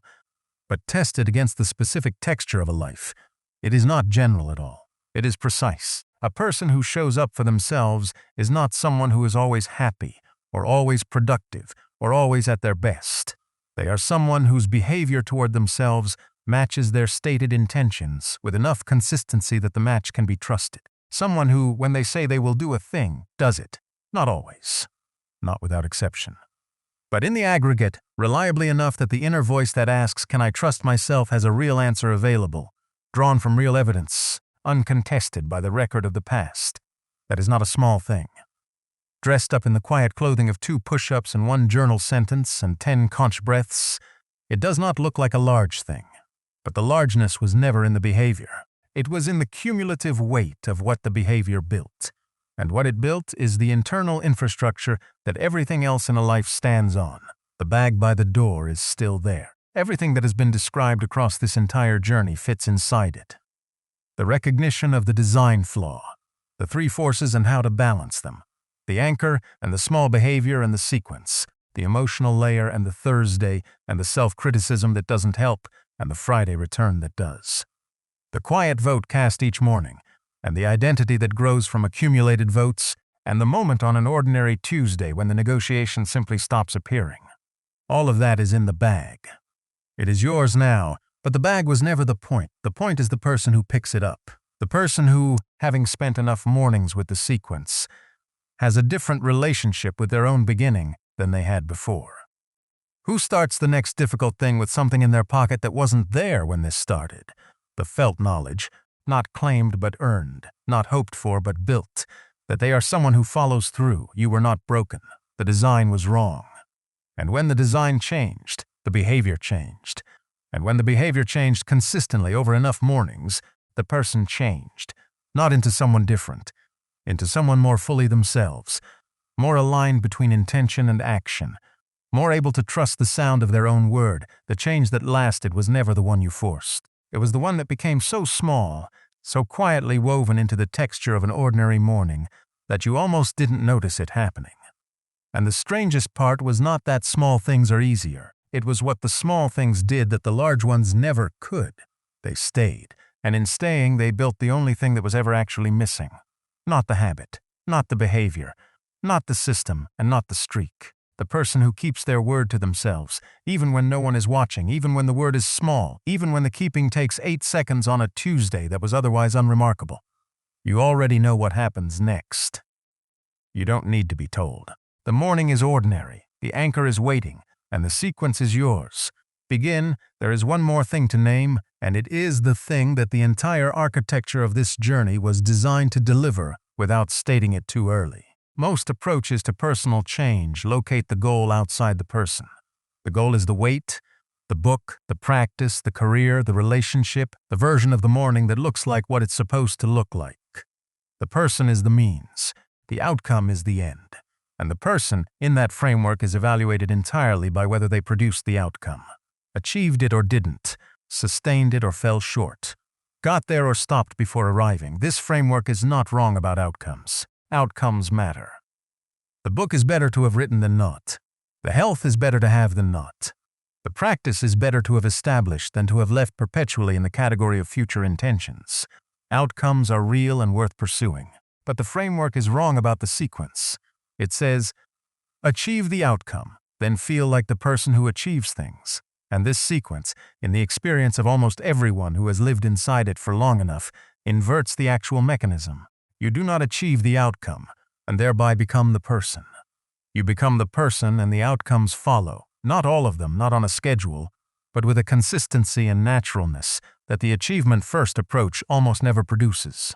Becoming the person happens through the small behavior. Not through its direct effects on the goal, though those compound over time, through its direct effects on the story, through the accumulated evidence that updates the prediction, through the identity that grows from votes cast in ordinary moments, with ordinary effort, in the service of an ordinary sequence that happens to contain, inside its unremarkable exterior, the most consequential work of the whole project. The consequential work was never the push-ups. It was what the push-ups built, and what they built is not visible on any particular morning.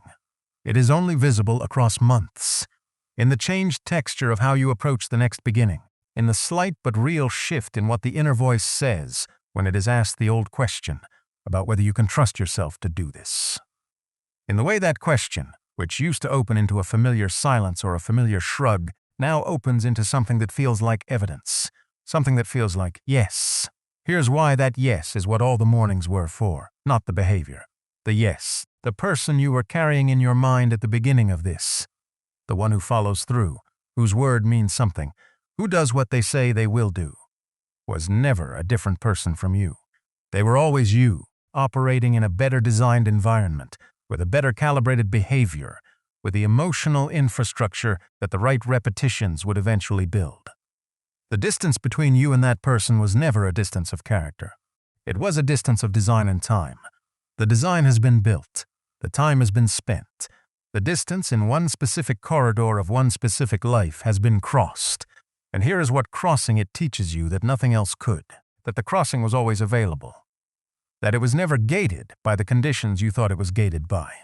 Not by the right level of motivation, not by the appearance of exceptional willpower, not by the arrival of a version of yourself that was tougher, or more disciplined, or more serious than the version you already were. It was gated by a design question, a small one, almost embarrassingly small. What is the smallest version of this that I could absolutely reliably always do? That question, asked seriously and answered honestly, is the beginning of everything that followed. And it will be the beginning of everything that comes next, because the next thing you want to build in your life will need the same foundation. Not the same behavior, but the same logic, the same precision about what the ordinary version of you can actually sustain. The same willingness to start at a size that feels insufficient, because it is the size that will actually happen. The same attention to the anchor, the same care about the sequence, the same 4 seconds after the behavior where the emotional tag attaches and the vote gets cast and the identity, quietly and without ceremony, grows. You know how to do this now, not as information, as experience. The knowing that lives in the body, in the particular felt quality of a sequence that has run enough times to belong to you, is different from the knowing that lives in the mind as an idea you read somewhere once. The idea of starting small is easy to absorb and easy to forget. The experience of having started small and watched something real grow from it does something to a person that ideas cannot do. It makes the next beginning less frightening. Not unfearful. Less frightening. The difference matters. Fear at the start of something new is not a sign that you shouldn't begin. It is a sign that you're taking the beginning seriously, that what's at stake is real to you, that the outcome matters, that fear is fine. What the fear used to carry, invisibly attached to it, was a separate thing, the anticipatory grief of another attempt that would not hold. The preloaded disappointment. The shadow that fell across every beginning from the history of every ending. That shadow is lighter now. Not gone. You will feel it again. But it has lost some of its authority, because it is no longer speaking against an empty record, The record has something in it now. Something placed there not by ambition but by an ordinary Tuesday, and the one before it, and the one before that. Something placed there by the anchor and the 8 seconds and the quiet internal yes that happened in the gap before the day continued. That something is yours. No circumstance can remove it. No hard Thursday can erase it. No future struggle can reach back and undo the mornings that are already part of the record. They happened. They are in the evidence file. They speak quietly but clearly against the prediction that this is simply who you are and that this is how it always goes. This is how it went this time. And this time is in the record now. The mornings ahead are not guaranteed to be easy. The anchors will occasionally be missed. The old patterns will find their voice on the hard days, and some of the hard days will be hard enough that the old patterns win. The Thursday has not been permanently defeated.